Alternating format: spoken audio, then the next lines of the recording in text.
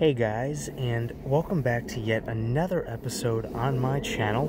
Thank you guys for being so patient with me for quite a long time, and I know it's been a while since I've created a video. However, I do have the new Samsung Galaxy S20 Plus that I am now recording on, and I'm looking forward to bringing you guys a string of new content, starting with the promised video that I was going to do regarding the Omega Seamaster review, of course. So what we're going to be reviewing today, of course, what I was wearing for a long time, is the Omega Seamaster Diver 300-meter Omega Master Coaxial chronometer. It's 42mm watch. It is steel on steel with the blue dial, blue ceramic bezel, model reference number 210-3042-2003-001. This one does have a retail price of $5,200, but I did get it for a very nice price, I guess, on the gray market, technically, whatever you want to call it. I did get it brand new though. However, price I paid was around $3,900. So it was a really nice price. About $1,300 below retail, which is great. So let's get into the review. So, of course, before we get to the watch itself, because the watch is beautiful, I figured we'd come outside so the natural light can really hit it. I wanted to get into, of course, the box first, because, Omega puts on a beautiful presentation with their entire packaging. I think it's important to, really get into the full review with starting with the outside, outer, and inner boxes. So the outer box is nothing too special. It's got a nice, this is embossed. I mean, when you run your finger over it, kind of got like a little bit of a texture there, but it's a silver Omega logo there. And of course, you open it up, and inside, I did take the plastic off the back of the watch, and I'm decided to save it. You do get right here, of course, in the first little side pouch over here, you get your Omega operating instructions. And it does come in several different languages here. We got 1, 2, 3, 4, 5, 6, 7, 8, 9 different languages, of course. And you have your list of Omega boutiques and Omega authorized service centers, which is very nice. I'm not going to go through the whole book there, but you get the idea. But the book is nice and thick. It's a nice little texture, and it's in the classic Omega red that you would kind of expect. And of course, here, you do get a beautiful leather pouch that is also, of course, embossed, beautifully stitched going all the way around, very luxurious feel. And this is real leather, of course. And of course, you get your master chronometer card certificate, just proving that, of course, it is a master chronometer. We'll get to that in a few seconds. And you do get your pictograms card, which shows all the different features that the watch is good for. I don't know exactly what all of them stand for, but I do know some of them. Of course, you have your, it's an automatic and manual wind rotor. You get your ceramic bezel, master chronometer. Of course, you get the ridiculous magnetic resistance to 15,000 Gauss, which is 1.5 Tesla. You got the 300 meters, 1,000 feet water resistance, the SI14, balance spring, which is very nice, anti-magnetic properties. You do get a 5-year warranty, of course. You have your helium escape valve. Actually, I happen to love this camera, by the way, because you get the really great zoom in on everything. Some of the other things like the AA, I'm really not even sure. I think that this stands for, like, I don't know, bidirectional winding or something. I don't even know. But again, these are all the things that you do get with the watch. So it's really just like a cool touch that you get. Not every, of course, Omega's kind of the only one that does that. And of course, you get your international warranty card, which is nice. So it comes with a you know, a little bit of a full package there. And of course, again, let's not forget, just such a luxurious leather pouch there, and it smells really, really good too. So we're going to put these both back into here, of course, and we'll get into this nice wooden box next. But before I do, I did just want to point out that here inside the box you get like a nice styrofoam that goes all the way around, which kind of just helps to protect the box in transit and just when you're storing it in general. Just a nice classic touch that not every brand does, but Omega is one of the brands that do it. And again, it's just the attention to detail, which is beautiful. So of course here you have your beautiful Omega box since 1848, of course, Swiss made, and just going all the way around it, it's a beautiful you know, wood lacquered box with some beautiful silver hinges there. And then of course on the bottom you get your nice suede felt bottom, which is beautiful. So let's get into opening this bad boy up. I'll see if I could do just a slight zoom in here. There we go. So what we're going to do first here is we're going to press on this front button. And of course when you open it up, it's like this like voila kind of moment. Again, beautiful stitching going all the way around. You know, of course, genuine leather. You do get the beautiful, nice Omega red logo there, and as you guys can see, the beautiful hinges that help this box open and close perfectly beautiful. You do receive a nice Omega presentation leather pillow here, which is nice to store the watch on. And when you flip this front little part open here, you get a nice I guess little travel pouch, although I don't know if I'm going to personally be using that anytime soon. It seems a little flimsy-ish, but it's, you know, nice even if you want to like hold like a piece of jewelry in there or something.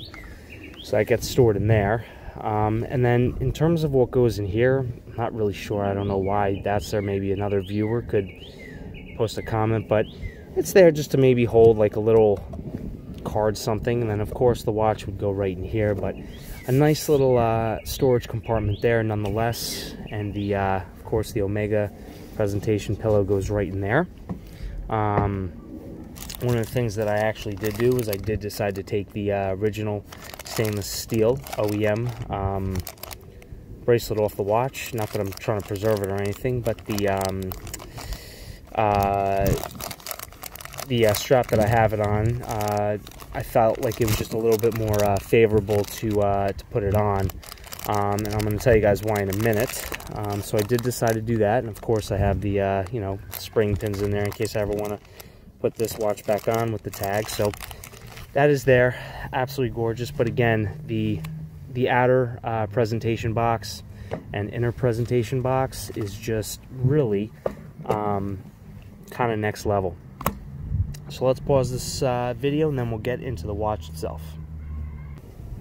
Alright guys, so the first thing of course that I want to get into is just the beautiful laser engraved blue ceramic Z02 dial. It's just absolutely gorgeous, and you guys can see here ZR02. It is ceramic, and when the light hits it, I'm just going to zoom out here for just a quick second. You guys can see just how the dial really comes into play here, almost sort of like a 3D effect, and you can see how the laser engraving does not pass through the Omega logo, the Seamaster, or the Professional, and it kind of works its way around the Co-Axial master chronometer. Just from all different angles, the watch gets hit with some beautiful light, and it really is just truly stunning. You can really see how the laser just engraves it just a little bit, which is absolutely gorgeous. So next thing I'm going to bring your guys' attention to is the beautifully gorgeous ceramic bezel, of course, which is blue, and in it does have white enamel inlays at each minute marker and hour. And I would personally actually love to see the bezel loomed, but it does have, I will say, very smooth action. I will kind of help you guys out just to listen.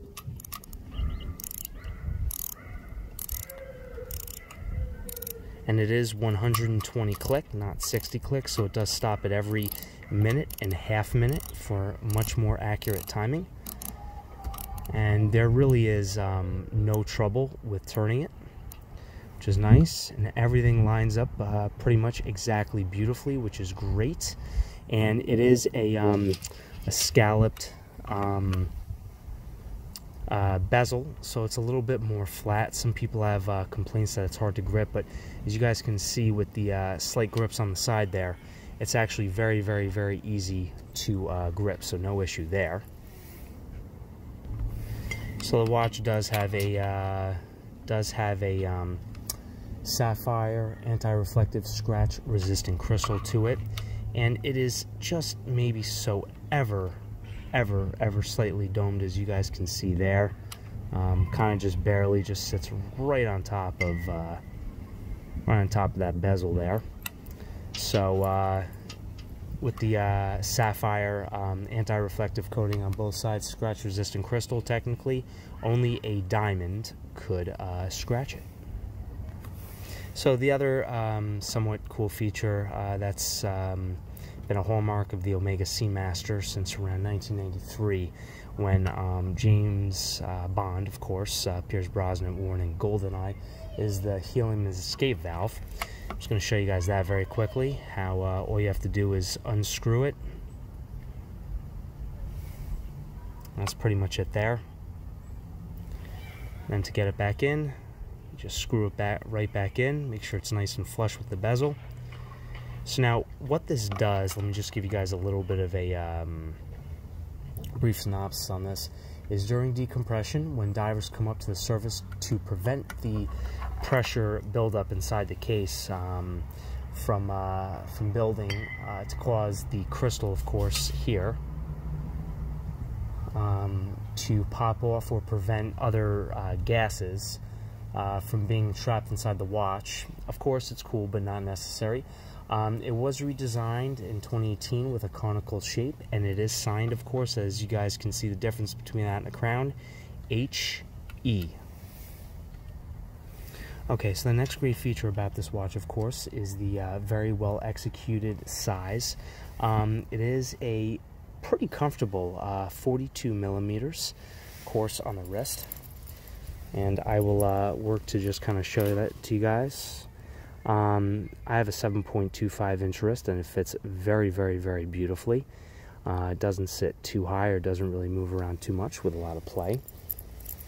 And it does have, in my opinion, very nice, very well executed crown guards. And the crown is signed, excuse me, with the Omega logo, as you guys can see right there. And it's extremely smooth crown action. Really no issue with getting it off. And pull out to the first position, and of course you change the date. And then when you bring it out to the second position, of course, it stops the watch itself. When you're done with doing all that, press it in all the way to make the seconds hand go. Apply a little bit of pressure, and then you will just turn clockwise to get the crown back into the case. And again, really not a lot of protruding at all. I want to kind of hide the movement for just a second. And it's very, very, very comfortable on the wrist. Nothing really protrudes the wrist and or the skin. So guys, to me, one of the coolest parts about this watch is, of course, the luminescence that you do get. You get the very nice hour lume pip marker at 12. All the hour markers are lit up, and you get the sticks at the 12, 3, 6, and 9. And at the 1, 2, 4, 5, 7, 8, 10, and 11, you get the circles, of course. But also what's really nice is the fact that on the hour hand over here, the smaller hand, it's lit up blue. And then on the minute hand, which is on this side, of course, you get the green. And then you guys see the lollipop seconds hand that goes around the dial. and that is lit up blue. So as I had mentioned previously, one of the things that I would love to see really was the loomed bezel, but that does come with the new Omega Seamaster 300 James Bond edition for the new movie coming out, No Time to Die, of course. So continuing with the dial here a little bit, the hour and minute hands. Of course, you have the smaller hour hand and then the minute hand going around here. And one of the things that's very cool, I think, is you guys can see the skeletonized hour minute hands, and you guys just saw with the loom applied. Both the different colors, the blue and green, to make the time reading easier, of course, in the dark. The other thing that I think is very nice that distinguishes this watch a little bit with the details is the fact that you have the lollipop seconds hand with the red tip, and it just helps to differentiate the hour from the minute hand, of course. And it's also nice and sort of mesmerizing. It's just a nice detail that Omega, of course, includes. And when you see it really going around the dial, this beats at 25,200 vibrations per hour. And it's just a nice, it's actually a lot more smooth sweeping than even the eye could tell. So guys, on this watch, the other thing that's really nice too is the date wheel. That is, of course, very, very, very easy to read. It's slightly recessed into the back behind the dial, and it's just easy to read from all angles, pretty much all distances. I have it set to be going to almost midnight right now, and it's a very nice, easy date change with no issues at all. So it's very easy to read, of course. Like I said, with the you guys can see the contrasting white with the dark back blue. So guys, as I mentioned previously, this watch does come on a it's 20 millimeters of lug width right over here. So it's very easy to change out the strap, really no problem. The reason why I put it on the mesh strap is because it is super comfortable, very easy to micro adjust, really no problem, and just very comfortable, and you could wear it in pretty much any situation, no problem. But it does come on stainless, which I do have, of course. You can get the rubber strap. There's NATO options available, and of course, would I have it on mesh, which I believe is pretty much one of the most super comfortable because it molds to your wrist and very easily with micro adjustment here. And it really can fit different wrist sizes. As I mentioned before, mine's a 7.25 inch wrist. There's no digging in or feeling uncomfortable. And I'm going to put the watch on my wrist now just so you guys can see how nice it is. Zoom out here a little bit. I'm just going to give you guys like a quick little wrist roll here.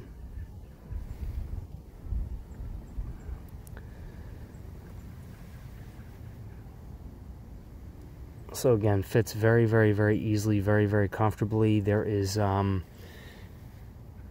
know, no digging in whatsoever. It is. I can wear it all day, every day. Not too much give on the wrist. It's got just a slight bit of room here, which is good, especially for the summertime. And as I mentioned, bring my wrist up. It's not digging in here whatsoever. So super, super, super comfortable, which is a huge huge bonus there. And as you guys can see, it fits my wrist pretty well. So as you guys can see, it's pretty much midnight there, and the date did change over to the 13. This is a instant date change. Now we start to go over to the back of the watch, and I just want to note here how the underside of the lugs, fantastically smooth. You know, with the 42 millimeters, 50 millimeter, of course, between here, lug to lug.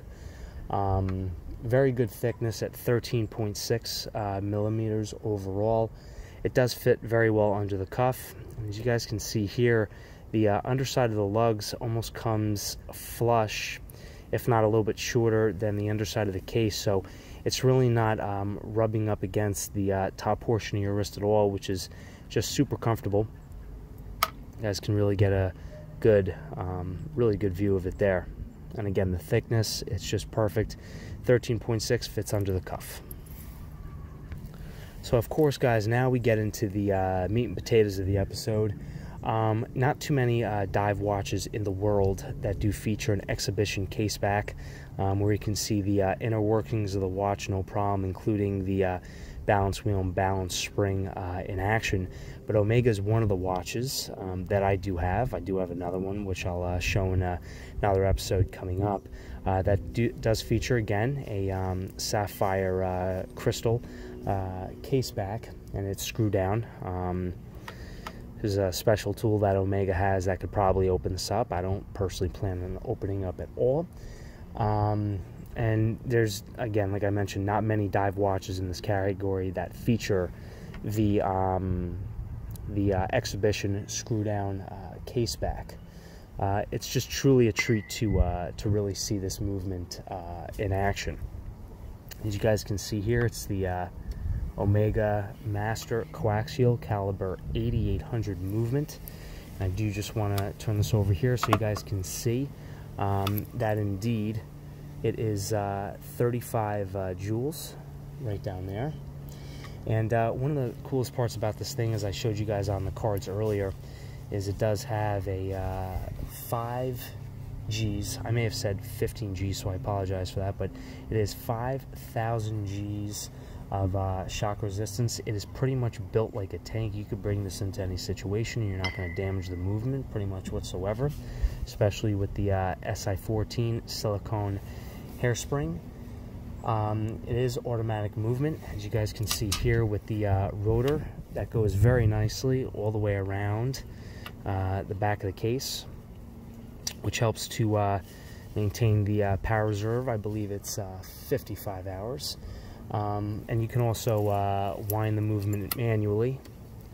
Of course, here, we'll do this again for you guys by taking out the crown and just turning it. Usually, give or take, about 40 to 50 full rotations will give you the full amount of power reserve. But you could also sometimes hear, if you really put your ear up to the movement, you can hear a slight bit of clicking, which will indicate that the movement is fully wound. As I was mentioning before, very adequate power reserve of 55 hours, which means you get 2+ days out of it, which is absolutely fantastic. I just want to zoom in on that beautiful balance wheel, really vibrating back and forth there, which is beautiful. And inside of that, you see the hairspring. Almost looks like a tire, which is kind of cool. The industry standard for power reserve is generally 38 to 42. One of the things that I would personally love to see is I would love to see the 80-hour power reserve, especially since Omega is part of the Swatch group, and I know brands like Tissot and Hamilton feature 80 hours, although a lot of people say that the watches really don't hold that full 80 hours, but still, I'd love to see Omega do that at 80 hours, which would mean they probably have to use a longer balance spring. But nonetheless, still very adequate power reserve at 2+ days there, no issues. So my next favorite thing about this movement is just the beautiful perlage and finishing that's on the rotor, but also all the balance bridges here. You know, you can see even for a mass-produced watch, you really see all the details and all the different lights. That's it right there. How you can really see the light hitting off of everything. Just from every angle, it almost is just mesmerizing. I mean, of course, you're pretty much wearing this watch all day and you're really not taking off, but when you do get the chance, maybe even at night, just take a look at how everything is done so evenly and beautifully. You get an appreciation for the kind of time that Omega does put into making sure the watches are just absolutely finished to a very nice high standard. And with it being the Master Co-Axial, This is one of the very few, if not only, watches in the world that is pretty much under warranty, guaranteed to never lose time. It's rated to perform at 0 to +5 seconds fast per day, and I personally love how it runs on the faster side and not on the slower side. I cannot stand watches that run slower. It does, as I mentioned, it vibrates at 25,200 VPH, vibrations per hour. Like I said, it's very surprisingly smooth compared to other watches that vibrate up to 28,800 vibrations per hour. But it is incredibly smooth, sweeping, and very, very accurate with timekeeping. So now, where we get into the 15,000 Gauss is the anti-magnetic properties that this movement possesses. Everything is rhodium plated, which is good. 15,000 Gauss is kind of just like ridiculous. You can go through any sort of X-ray scanner, and this will not be affected at all by any of the magnetism. There's a doctor I know once that had a lot of issues with accuracy of his watch, and he wanted to have a company create a watch that was truly anti-magnetic, and Omega was one of the watches that answered the call of that. So now there's really no issue with bringing this into any circumstances between the anti-magneticism and or also the shock resistance at 5,000 Gs. The other great thing about this watch is it has the longer service intervals, 8 to 10 plus years it's advertised as. The 35 joules here, as it shows, what it's really meant to do is it's meant to help with reducing friction. The greatest enemy of any watch, like any electronic device, is heat for those, and for these watches it's friction and lubrication wearing down over time. And Omega, I know, uses very special oils to help the movement stay in tip-top shape and keep it running for longer periods of time. And I love how Omega really stands by their 5-year warranty, which just says that they really stand behind the quality of the work that they do. As I mentioned before, the silicone balance spring, which is of course suspended, helps the free sprung balance, much better durability against shock. So even if you bang it into something, you never really have to worry too much about it. I just want to do a little bit of a zoom in there because that's just absolutely gorgeous. And with Omega being one of the first in the industry, I think the first to offer the 5-year limited warranty on their watches, and of course it's for manufacturing defects. As I mentioned before, they really do stand behind their product. Just want to show you guys just a few more little details here before we take the picture off the watch here.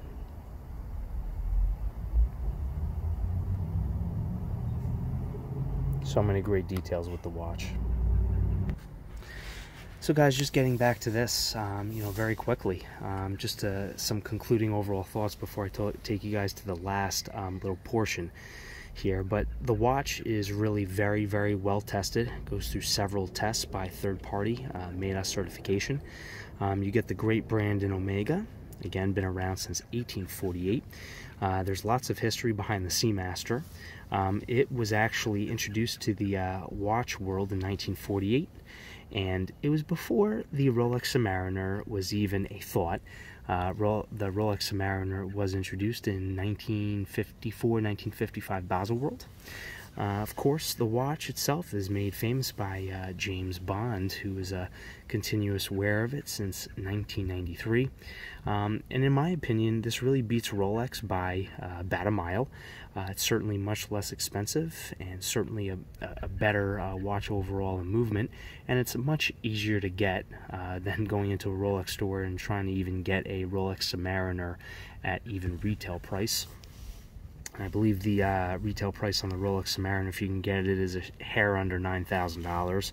This one is just a shade over $5,000, so just about half. So that brings me to my next point, which is its amazing value, and it's just executed so well. Of course, it's not perfect, but which watch is? I have a watch that I'm going to show you guys in the next episode, which is, in terms of features-wise, maybe a little bit better than this watch. It's not a better watch technically, but I'll kind of explain to you guys what I mean. The other thing that's great about this watch is that it's just so fun, it's sporty, it can be dressy as well, can do just about anything, anywhere, and it's pretty much a tool watch, you know. It's great. It doesn't have the chronograph, but with the dive bezel, which measures hour elapsed times, you could time anything up to an hour. You know, if you want to go past an hour, of course, you get a chronograph for anything that's 12 hours or more. But this watch could be worn with a pair of pair of jeans and a t-shirt, and or a suit if need be. The great thing also that I like is that it could always be traded up for future models if you want, because I know that they're always changing these watches up. And or you could certainly get your money back, especially with a full kit and the stainless steel and the rubber strap. The watches do hold very good value, and you would almost never take even a huge loss. If you got it at retail, that's going to be a different story, but if you got it pre-owned and or on the gray market, it would hold very, very good value. And, you know, really, tell me a watch that really beats something like this. Some of you may think that there are a few out there. I'd love to see your opinions in the comment section below. But last thing I want to do is I want to take you guys to the Omega website. So guys, what we're going to do next is, of course, since this is a master chronometer, Omega allows all their users to go on and access my test results. So we're going to go ahead and do that now. Show you guys how to do that. All you guys really need is your information here. I'm going to log in, so give me 1 second. So once you guys do log into the site, it does take you to the Master Chronometer Certification page, where you will enter in your reference number, your watch number, and your access code, and it'll take you right to your test results. So let's do that next. Okay guys, so we are here at the test results, and it gives you guys just like a little bit of a intro with some words that just explain the slight testing process that the watch goes through. And of course, I have the Seamaster Diver 300-meter Omega Co-Axial Master Chronometer, 42mm. It gives you all the little numbers and specs there. And these are all the things that it just kind of goes into with the movement during exposure to 15,000 Gauss, exposure to the magnetic field. I don't know why it does it twice, but deviation of daily chronometric pressure, the average daily chronometric precision of the watch. Of course, all of these things are available on, let me just bring this out here for a quick second, on the pictograms card. So that's what all of these stand for. So all the different tests. There's, what do we got? 2, 4, 6, 8, 10, 12, 14, if not 15. So that's a lot of different things that they certainly do test for, which is really cool. And what you can do is you can actually click on the result, and you'll see a picture of kind of what it does. It's just, you know, again, like another very cool thing, another very cool feature with the watch, how they really test a whole bunch of things by a third party, and you can just kind of really see different pictures that they have associated with the tests. But anyways, guys, I just want to say thank you guys again so much for watching.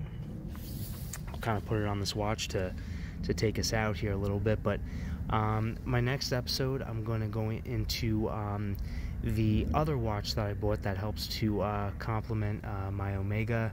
I've been wearing that for an extensive period. I happen to love it just as much as this one. So this one's not going anywhere, and neither is the other one.